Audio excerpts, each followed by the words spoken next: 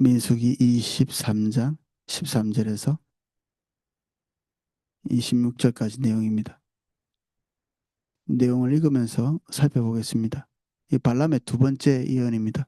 발람은 지금 26장 이후로도 어, 또 한 번의 예언을 하고 그리고 마지막 예언까지 합쳐서 세 번의 예언을 하거든요. 마지막 예언은 어떤 복술이나 사술 이런 종류가 아니고 복술, 사술은 그 복술은 그 신이 그 무당이나 이 사술을 하는 사람들에게 와서 이렇게 이미지를 내재화시키고 이미지를 이렇게 알려주면 그거를 이제 감지해서 사람들에게 이렇게 말을 해주는 거죠. 이렇게 사술은 그 사술 복술 이렇게 많이 우상 숭배자들이 많이 말하잖아요. 사술은 뭐 별의 움직임이라든지 짐승을 이렇게 죽여가지고 이렇게 간을 꺼내가지고 그 간의 모양을 살핀다든지 또는 사람이나 짐승의 배를 가르기도 하고 막 이런 행동들을 하거든요. 그러면서 이제 내장의 모습을 살펴보고 그 우리가 흔히 볼 수 있는 뭐 쌀을 던져 가지고 막 뭔가를 본다든지 젓가락을 던져서 뭔가 본다든지 이렇게 지금 벌어지고 있는 어떤 그 물질적인 모습들을 이렇게 살펴가지고 거기서 뭐 신의 모습을 이렇게 점을 치는 그런 것들을 하는 거죠. 이게 어, 세속에서 이렇게 사술, 복술이라고 성경에서 사술, 복술이라고 얘기하는 것들입니다. 여기 이제 오늘 내용에도 나오고 이런 것들을 비슷하게 한 것들이 첫 번째, 두 번째, 세 번째 예언이고 나중에 이제 24장 한 어, 이틀 정도 뒤에 보면 발람의 마지막 예언인데 이거는 하나님께서 이 발람에게 성신이 임하도록 이렇게 하십니다. 악인이나 하나님의 백성이 아님에도 불구하고 하나님은 그렇게 하실 수 있는 거죠. 뭐 돌들로도 하나님께서 소리 지르게 하시고 짐승의 입도 여시는 하나님께서 인간에게 이 강림하셔서 그를 사로잡고 또 그의 인격이 어느 정도 이렇게 하나님의 존재를 인식하게 될 쯤에 하나님의 성령이 취해서 이스라엘 백성들을 그냥 마음껏 축복하는 그런 데까지 나아가거든요. 근데 이게 신기하게도 이렇게 했는데 회심이나 돌이킴은 없습니다. 그 안에 어, 자기중심성, 욕 이런 것들이 있어서 나중 민수기 끝자락에 가면 어, 발람이 지혜와 꾀를 내서 이 바알볼의 사건을 일으켰다는 걸 거기 한 절 딱 나오거든요. 결국 거기서 이제 죽죠. 그 한번 조언을 자기가 하나님을 배신한 건 아닌데 하나님을 배신할 수 있도록 만드는 지혜를 건네준 거죠. 그래서 이 사람은 하나님의 성신을 너무 많이 경험했음에도 불구하고 끝내 끝이 좋지를 못하죠. 이 첫 번째, 두 번째, 세 번째 예언의 어떤 성격들이 점점 더 깊어지는 것들을 볼 수 있을 것입니다. 내용을 두 번째는 그들이 알고 있는 그 하나님에 대한 오류, 그들이 이때까지 우상만 숭배해 왔기 때문에 우상은 결국 인간의 마음에서 나와서 우상이나 인간이나 다 도찐개찐이에요. 거기서 거기거든요. 그 어거스틴의 그 책에 보면 어 그냥 믿지 않는 사람인데도 로마 관료가 어떤 신들의 제전을 도시 중심에서는 하지 못하도록 이렇게 금지시키고 있었거든요. 불신자임에도 불구하고 그들이 행하고 있는 그 신들을 기린다고 하는 그 신들을 기린다고 하는 그 제전, 그 우리 같으면 이제 예배죠. 하나님을 높이는.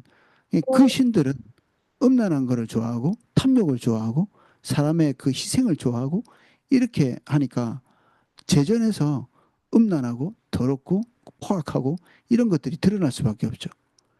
그래서 이 불신 그 관료임에도 불구하고 뭐 하나님 믿는 사람도 아님에도 불구하고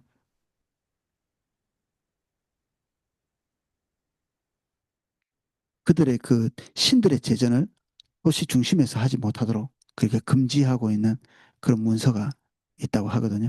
어거스틴이 그것들을 언급하고 있습니다.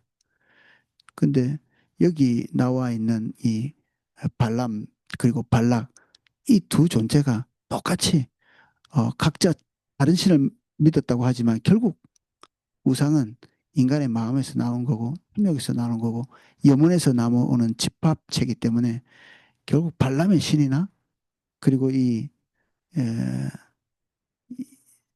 이 발락의 신이나 똑같은 것입니다.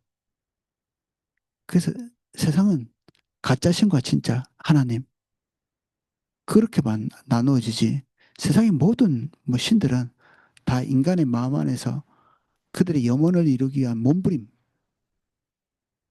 그것의 집합체 그러니까 특성이 똑같죠.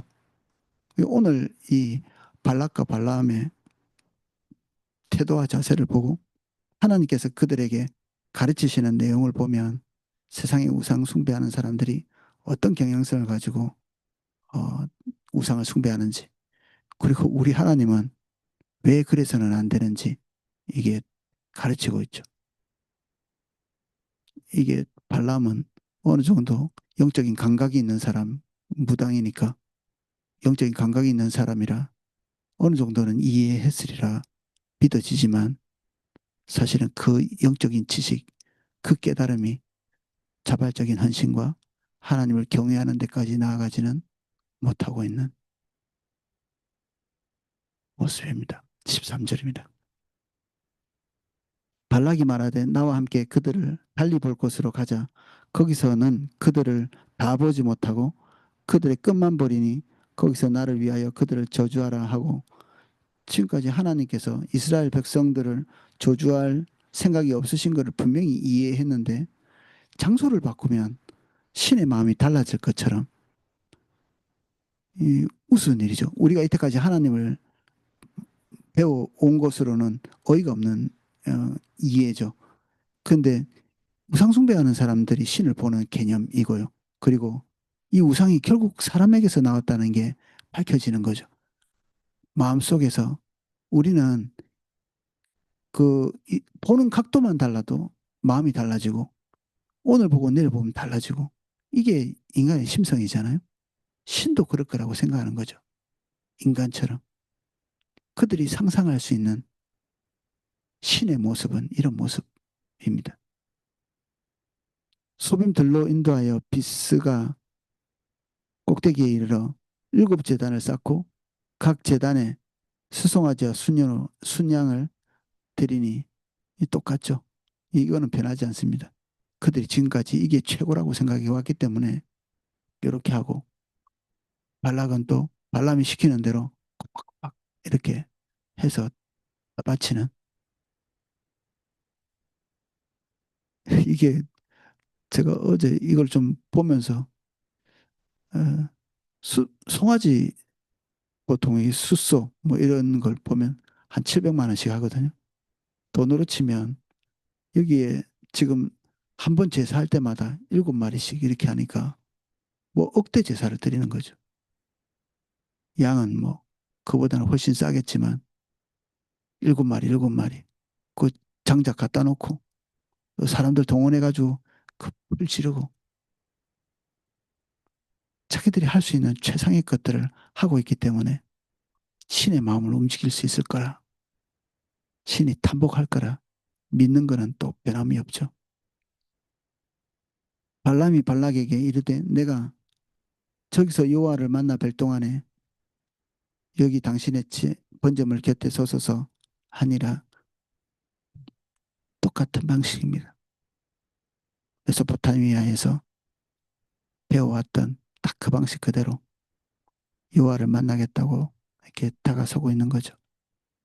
여호와께서 발람에게 임하사 그 입에 말씀을 주시며 이르시되 발락에게로 돌아가서 이렇게 말할지니라.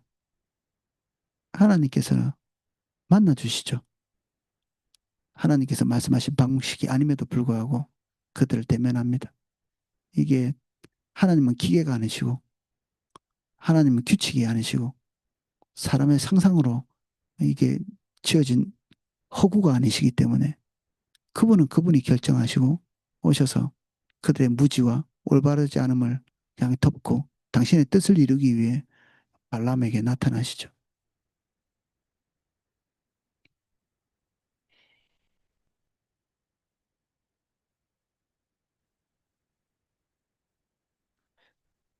발락에게로 돌아가서 이렇게 말할지니라. 발람이 가서 본즉 발락이 번제물을 곁에 섰고 모압 고관들이 함께 있더라. 발락이 발람에게 이르되 여호와께서 무슨 말씀을 하시더냐. 이 사람들은 정말 진심 어리죠. 그 모든 고관 대작들 그리고 왕이 한 마음으로 여기에 사활을 걸고 여호와의 뜻이 바뀌었는지 안 바뀌었는지 그들이 이때까지 해온 그 정성이 통했는지 안 통했는지를 확인하려고 하는 거죠. 발람이 예언하여 이르기를 발락이여 일어나 들을지어다.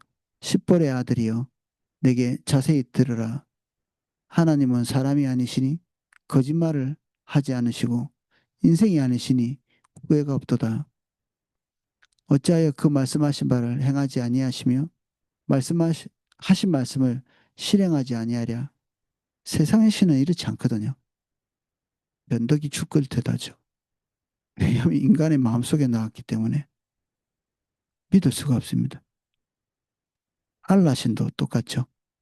그들이 신의 마음을 제대로 알 수 없기 때문에 착한 일을 하면 뭐 복을 준다니까 최선을 다하고 있고 이게 단계별로 선행을 하면 그 선행이 신에게 뭔가 이렇게 좋은 이미지를 줄 거라고 이게 믿지만 모든 것이 인샬라죠. 하나님, 그들이 하나님이라고 부르는 알라의 뜻대로 이렇게도 되고 저렇게도 될 수 있는데 이제 이 종교적인 지식을 가지고 정치인들은 사람들을 조종하죠. 그 중에서 그래도 제일 확실하게 신이 그들에게 반복할 수 있고 그 천국에 들여다 보내주는 이런 핵심적인 게 있는데 그게 성전에서 죽는 거. 그러니까 미친 듯이 죽고 그리고 안 죽고 싶은데 이런 교리를 갖다가 놓으면서 그들의 신앙심을 이렇게 어, 종용하는 거죠. 다 거짓인 줄 알지만 그 거짓 앞에 한 번 무릎 꿇어본 사람이기 때문에 그 거짓을 번복할 수가 없습니다. 그들 집단에서 그래요. 우리 신은 성전에 나가서 죽는 것 그게 가장 훌륭하게 보고 그거 한 사람은 다 통과시켜줘요. 그 동의를 했거든요. 근데 그 동의로 인해서 거부할 수 없는 이 집단을 움직이는 정치인들의 힘이죠. 기술자들이죠. 기술자들.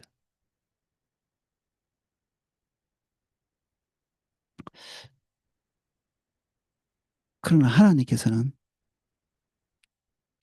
변덕이 없다.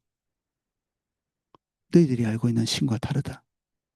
그리고 결국 그들의 신은 인간에게서 나왔기 때문에 인간처럼 마음이 변하거나 움직이거나 뇌물에 흔들리거나 그들이 정성을 다해서 지금 거듭거듭하고 있는 이런 종교 행위에 녹지 않으신다.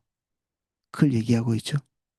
그들이 이런 행위를 왜 하고 있는지 하나님께서 아시는 겁니다. 그리고 그들의 하고 있는 그 거짓된 행위들을 주목해서 보고 계시는 거죠. 그 재물에 눈독을 들이고 있는 하나님이 아니라 그 행위를 하고 있는 그들의 인간의 마음의 내면을 계시는 겁니다. 아마도 그들은 높은 곳에 올라가서 이스라엘 백성들을 이렇게 내려다보면서 하나님이 아마 이스라엘 백성들 근방에서 막 그들을 보호하고 뭐 이렇다고 생각할지 모르죠.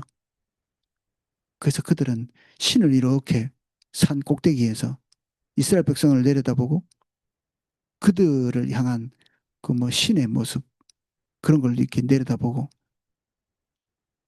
마치 하나님이 자기 발밑에 있는 것처럼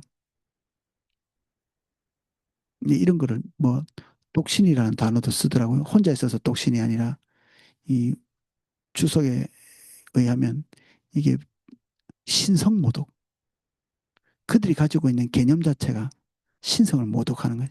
자기보다 낮추고 변화시키고 그리고 조종할 수 있다고 믿는 신에 대해서. 예, 자기들이 조종할 수 있으면 자기들이 신을 움직이는 사람이 그런 존재가 되는 거잖아요. 그리고 그들이 알고 있는 신처럼 이게 잡다하게 수준이 낮은 신이죠. 뇌물에 흔들리는 존재로. 하나님을 그런 식으로 보는 거죠. 우리도 자칫하면 하나님은 우리의 행위에, 헌신에, 헌금에 속을 것처럼 그렇게 이해할 수도 있거든요. 주님을 알고 있음에도 불구하고.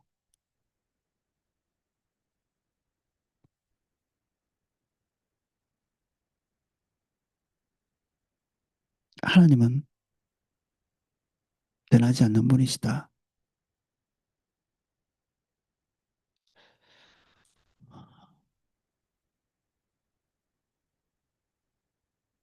20절입니다. 내가 축복할 것을 받았으니 하나님의 뜻은 확고하시다. 것입니다. 그가 주신 복을 내게 돌이키지 않으리라. 야곱의 허물을 보지 아니하시며 이스라엘의 반역을 보지 아니하시는도다. 야곱이 하고 있는 행위들을 발람이 어느 부분에 알았던 것 같습니다. 발람이 어, 저 치밀하고 주도 면밀한 사람이죠. 이게 뭐 당연히 신의 감동이긴 하겠지만 우리 24절에 24장에 나오는 이 예언처럼 성령의 어떤 강력한 사로잡힘에 의해서 이렇게 예언을 한 것이 아니라 그냥 음성을 듣는 이 음성을 듣는 거는 이게 되게 어떤 면에서는 흔한 일이고 쉬운 일이죠. 이 하나님과 교제를 하는 것과 음성을 듣는 게 좀 다를 수 있습니다. 음성을 듣는 거는 은사적인 부분으로도 들을 수 있고 하나님의 음성을 듣는 것이 최종적인 우리의 모든 것을 결정하는 게 아니라 그 음성에 고운 마음으로 순종하고 자신을 굴복시키고 그리고 그것을 말씀하시는 하나님에 대한 경외를 가지는 이런 것들이 하나님의 음성 듣는 것을 가치 있게 만들죠. 하나님의 음성 들었다고 뭔가가 달라진다기보다는 그래서 똑같이 하나님의 음성이 들리지만 그것이 이 여기에 있는 이 복술가들처럼 말씀하시는 하나님 위에 그들이 서 있는 자신들을 그렇게 한다고 생각 안 하지만 그런 것들을 조작할 수 있다고 믿는 자들의 태도를 가질 수 있습니다. 근데 야곱이 그 야곱의 허물을 보지 않는다고 하는 이런 종교적인 지식, 이제 사태 파악을 다 하고 있는 것입니다. 이 성령에 의해서 하나님의 지시에 의해서 뭔가 메시지를 받았지만 자신이 가지고 있는 지식을 활용해서 하나님께서 말씀하시는 거거든요. 이 발람 속에는 계획이 다 있는 거죠. 여기까지 왔을 때 뭐, 그도 호락호락한 그런 존재는 아니었을 거니까 지금 야곱의 족속, 이 이스라엘이 하나님의 인도를 따라오면서 40년간 얼마나 이렇게 하나님을 분통 터지게 만들었는지에 대한 어느 정도의 지식은 갖고 있었던 것 같습니다. 근데 하나님께서 감동을 주시기를 야곱의 허물을 보지 아니하시고 이스라엘의 반역을 보지 않는다고 선언하시죠. 그러니까 어떤 방식으로든 이들이 하고자 하는 이스라엘을 저주하는 그런 일은 없을 거라는 얘기입니다.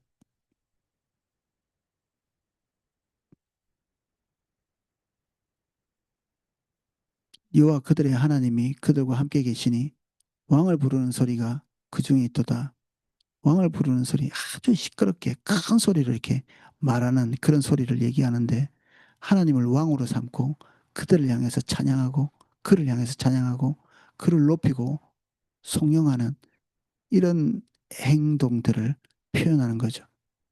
이게 우리에게 굉장한 충격을 주지 않나요? 이게 이방 신들에게 제사를 지내는 술사에게 주어진 내용이거든요. 하나님이 당신의 백성들 가운데 자정하시고 이스라엘은 그 왕을 향해서 이렇게 송축하고 열렬히 지지하고 환영하는 정치인들한테 각자 나름대로 추종하는 자들이 있잖아요. 한때는 히틀러가, 한때는 200만 명을 죽인 폴포트가 민중들이 지지하는 그런 존재들이었죠.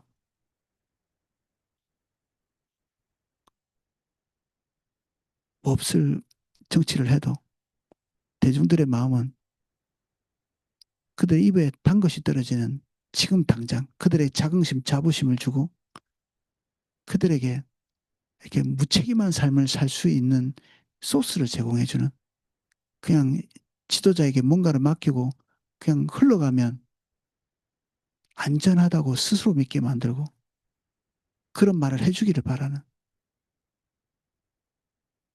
각 나라마다 다 하나도 예외 없이 그렇습니다. 자기 이득을 굉장히 쫓는 것 같지만 실제로는 그냥 귀찮아하죠. 자기 권리를 귀찮아하는 책임지는 게 귀찮으니까 그 자기 권리를 내놓고 그 책임을 좀 떠넘기는 거죠. 국가에 지도자에게 떠넘깁니다. 여기 하나님을 향해 소리 지르는 그 백성들 하나님의 완전한 통치를 받는 백성들이 있는 겁니다. 이 어마어마한 변하지 않고 거룩하시고 이방 신과는 비교할 수 없는 그 성품을 가지고 있는 그 아름다우신 하나님을 왕으로 섬기고 있는 자들 이 그들의 눈에 이게 신비로운 거죠. 어떻게 이럴 수가 있는가? 충분히 뭐 아마 깨닫지 못할 수도 있겠죠. 이 음성이 들려도 발람이 이런 것들을 충분히 깨달았을까? 그런 의구심은 듭니다. 22절 하나님이 그들을 애굽에서 인도하여 내셨으니 그 힘이 들소같도다. 믿을 만한 분이죠. 세속의 신은 될 때도 있고 안 될 때도 있고 한 두 번만 맞아도 신령한 존재가 되는 그래서 항상 빠져나갈 구멍을 찾는 이게 우상숭배하는 사람들의 점술 한 두세 번 맞으면 영험하지만 항상 빠져나갈 길을 찾는 그래서 우상숭배를 많이 한 곳일수록 이 확률을 많이 따지죠. 확률. 신들이 주로 이제 다신교를 믿으니까 다신교 중에 제일 많이 맞는다고 생각하는 그것에 사람들이 몰리죠. 영험한 점집에 모이듯이. 근데 그들도 다 확률적으로 더 많이 맞춘다는 거지. 다 맞춘다는 건 아니죠. 추정, 추측. 그들은 추정, 추측할 수 있을지는 모릅니다. 그리고 남들이 보지 못하는 것을 보고 할 수도 있습니다. 근데 그들은 결정권자는 아니거든요. 결정권자가 아닙니다. 이 아히도멜을 보십시오. 어떻게 하면 다윗을 몰아내고 압살롬을 왕으로 세울 수 있을지를 정확하게 알았습니다. 마귀의 지혜죠. 이대로 만약 됐으면 아이도멜의 계획대로 됐으면 그냥 국가는 전복이 되고 다윗은 죽고 국가의 방향성은 완전히 틀어지는 거죠. 권력을 잡기 위한 이 탐욕스러운 지도자가 압살롬인데 이 압살롬이 국가를 운영해 나갈 때 이제 하나님 나라는 없어지는 겁니다. 그래서 하나님께서 아이도멜이 가지고 있는 이 정확한 통찰력, 날카로운 통찰력을 실행에 옮기지 못하도록 하시죠. 아이도멜이 무서운 점은 자기 계획대로 실행에 옮겨지지 않았기 때문에 작전을 하기도 전에 이 모든 계획이 수포로 돌아갈 것을 알았습니다. 그래서 자기 고향으로 돌아가서 죽죠. 자살합니다. 이게 세상에는 확실히 뭔가를 살펴보는 통찰력이 있는 거죠. 근데 이들은 결정권자는 아닙니다. 세상 지혜가 왜 필요 없느냐? 그들이 결정을 할 수 없기 때문에 하나님은 주도권자이십니다. 이렇게 해야 되겠다고 결정하시면 그대로 하실 수 있는 뭔가를 채택하실 수도 있고 채택하지 않을 수도 있는 거죠. 아이도멜은 완전한 지혜를 가진 자라고 볼 수 있지만 사단을 버리듯 하나님께 버려졌습니다.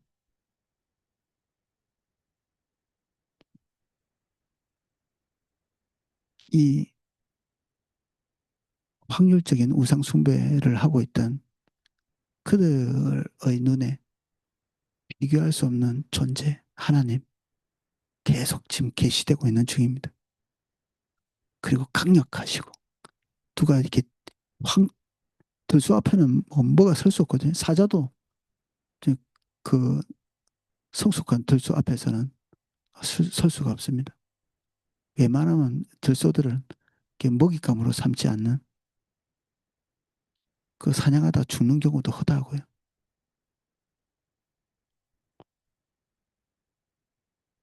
야곱을 해야 할 점술이 없고 이스라엘을 해야 할 복술이 없도다. 그들이 지금까지 시도했던 것들이 다 부효라는 것이죠. 이때 야곱과 이스라엘에 대하여 논할진대 하나님께서 행하신 일이 어찌 그리 크냐 하리로다. 이 백성이 암사자같이 일어나고 수사자같이 일어나서 움킨 것을 먹으며 죽인 피를 마시기 전에는 눕지 아니하리로다 하매 정말 유다의 사자이신 하나님 그리고 그 하나님과 같은 방향성을 가지고 있는 이스라엘 백성에 대한 칭송, 찬양이죠. 하나님과 같이 그의 백성도 그러할 것이라고 믿는 이게 사실은 하나님께서 이스라엘에게 꿈꾸시는 내용이죠. 이렇게 되게 하려고 지금 이집트에서 끄집어내서 광야에서 다루시고 가나안에 들여보내시고 이게 하나님의 꿈입니다. 이렇게 만들려고 이방 사람들의 눈에 이렇게 보이게 하려고 우리가 그렇게 보이게 하려고 하나님이 이방에서 우리의 존재 자체가 그런 존재가 되게 하려고 사실 우리를 구원하신 겁니다. 그래서 우리는 구원받은 것 동시에 그런 중책이 있죠. 그래서 이방인과 담쌓고는 우리의 존재는 사라져 버립니다. 우리는 이방인과 이게 존재적으로 이게 맞닿아 있습니다. 우리는 왜 있느냐? 이방인들을 위해서 있습니다. 그래서 예배당 안에 이렇게 모여가지고 이렇게 담쌓고 막 이게 다른 데서 들어오지 못하게 하고 이거는 하나님의 백성으로서 최악의 결정이죠. 최악의 결정. 그때가 되면 진짜 그렇게 결정했다면 교회가 하나님께서 인위적인 방법으로 그 교회를 깨뜨리실 겁니다. 예루살렘 교회처럼. 아무리 좋아도 하나님의 목적을 위해서 이 담 밖으로 나가지 않는 존재들은 가치가 갑자기 사라져 버리죠. 예루살렘 교회가 만약에 박해로 말미암아 깨뜨려지지 않았으면 무가치한 존재들이 되는 것입니다. 최소한 이 땅에서는. 이 땅에서 우리가 살아있는 유일한 이유는 믿지 않는 백성들을 위한 우리의 소명 때문에 그렇습니다. 그래서 하나님께서 안디옥 교회를 역사에 다시 등장시키죠. 해외 선교의 전초기지 같이. 우리 포도나무 교회도 주의가 필요합니다. 각 오이코스도 주의가 필요하고 이방인에 대한 마음, 새로 들어온 새신자에 대한 마음, 그리고 하나님께서 기대하시고 계시는 열방에 대한 마음, 이런 것들이 우리 안에서 싹 사그러지고 우리 안에서 모든 것을 소모시켜버리는 시간, 돈, 열정, 얼마든지 그럴 수 있거든요. 전 세계의 그 기독교인의 헌금의 거의 1% 정도만이 이방 선교를 위해서 사용됩니다. 80%에서 90% 되는 돈들이 안에서 성도들의 복락을 위해서 쓰여집니다. 헌금을 이렇게 했는데 그 돈으로 뭐 진짜 에어컨 돌리고 뭐 이렇게 따뜻하게 하고 그 같이 밥 먹고 그리고 뭐 자기들끼리 뭐 이렇게 돌보는 그리고 교회 인테리어 하고 막 이런 거에 다 쓰는 거죠.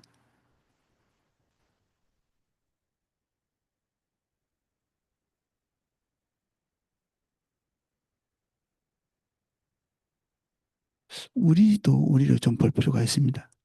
우리의 모습이 곧 교회의 모습이잖아요. 교회 우리는 분리되지 않죠. 우리가 교회인데 우리는 어떻게 시간, 돈, 우리의 열정을 어디다 흘려보내고 있는가? 근데 이 모든 것들이 내부 지향, 지나치게 내부 지향적이면 그것이 아름답고 우리에게 좋은 느낌을 줄지라도 주님이 기대하시는 백성과는 전혀 다른 방향으로 가는 거죠.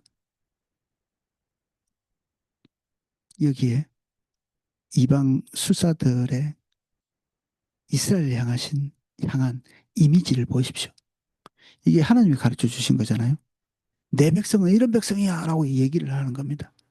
내 백성은 이런 백성이야. 너희들 눈에 하나님의 존재를 고스란히 닮은 존재같이 보이지 않느냐?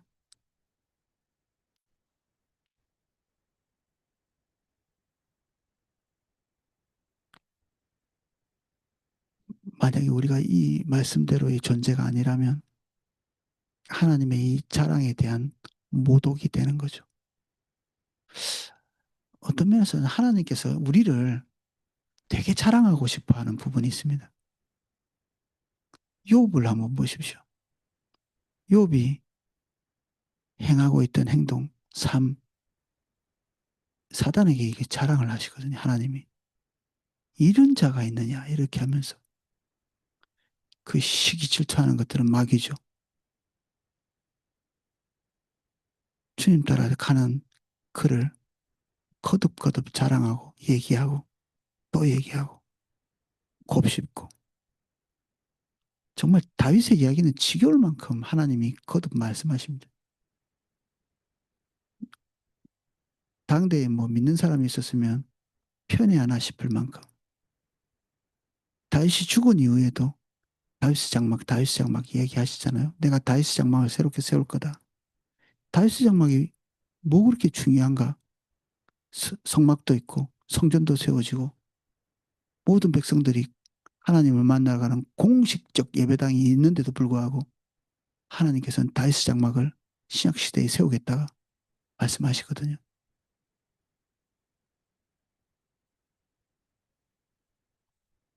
하나님과 우리 사이에 추억을 만들어내는 그런 사람이 있습니까?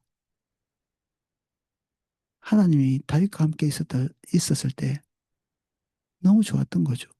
욥이 너무 좋았고 하나님의 백성이 하나님과 교제하는 것들을 너무너무 좋아하시고 아담과 하와가 지어졌을 때 에덴 동산에서 하나님께서 그때 그 순간이 너무 좋았기 때문에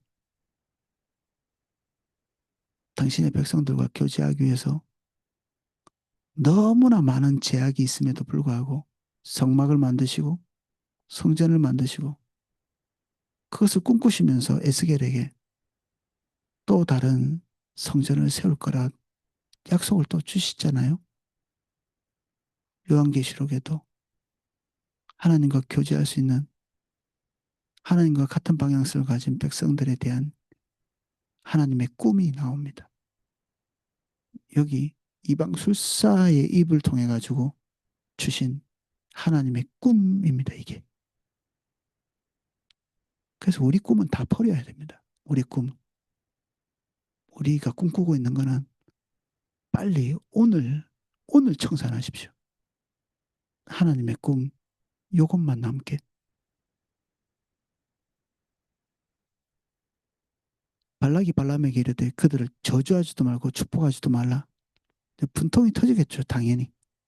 발람이 발락에게 대답하여 이르되 내가 당신에게 말하여 이르기를 여호와께서 말씀하신 것은 내가 그대로 하지 않을 수 없다.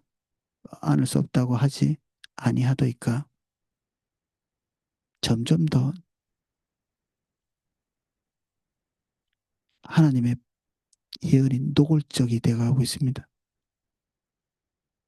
처음에는 그저 하나님께서 이스라엘 백성들을 향해서 좋은 마음을 가지고 계셨구나라는 것 정도, 그리고 그들을 축복하셨구나라는 것 정도, 때 그 마음이 변하지 않는다는 사실을 확고하게 두 번째 예언에서 말씀하고 계십니다. 오늘은 여기까지 살펴보겠습니다. 기도하겠습니다. 누가 하나님 같은 왕을 섬깁니까? 우리는 몹쓸 오늘 그럴듯하고 내일 못 쓸 것을 주장하는 리더도 이리 추종하고 저리 추종하며 그대의 말을, 그대의 결정을 흠모합니다. 세상은 그들의 욕구를 이루어 줄 거라는 무지개 같은 그 약속을 믿고 이런 신 저런 신에게 그들이 할 수 있는 최선의 것들을 바칩니다. 다 자기 길을 가는 자들입니다. 자기 꿈을 꾸는 자들입니다. 자기 꿈을 따라가는 자들입니다. 그 모든 것이 우리에게서 단념되고 포기되고 정리되고 다시는 쳐다도 보지 않게 해주십시오. 깨끗한 마음으로 숨겨두지 않고 하나님께서 우리에게 말씀하실 때마다 우리는 우리의 꿈을 숨겨둡니다. 뚜껑으로 덮고 포장지로 덮어서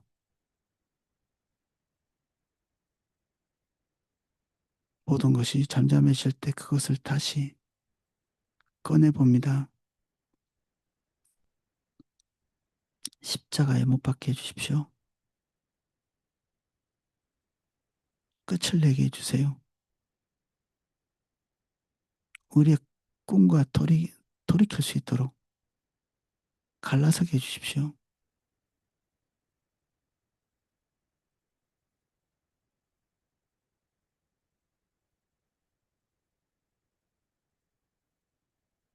우리의 꿈과 로망은 우리의 생각은 우리의 다림질이 되지 못합니다. 주의 말씀만 우리의 다림질이며 그 기준대로만 세워져야 합니다.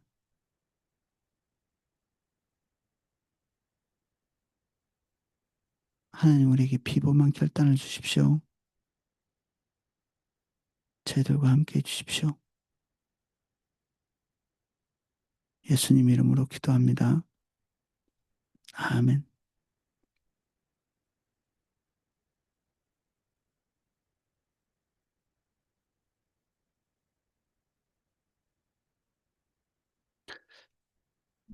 예, 주변에 여러 환자분들, 환우들 좀 기억해서 기도해 주시고 이제 학군단 그리고 YMC 대학생들 간사님들이 섬기기 시작하거든요.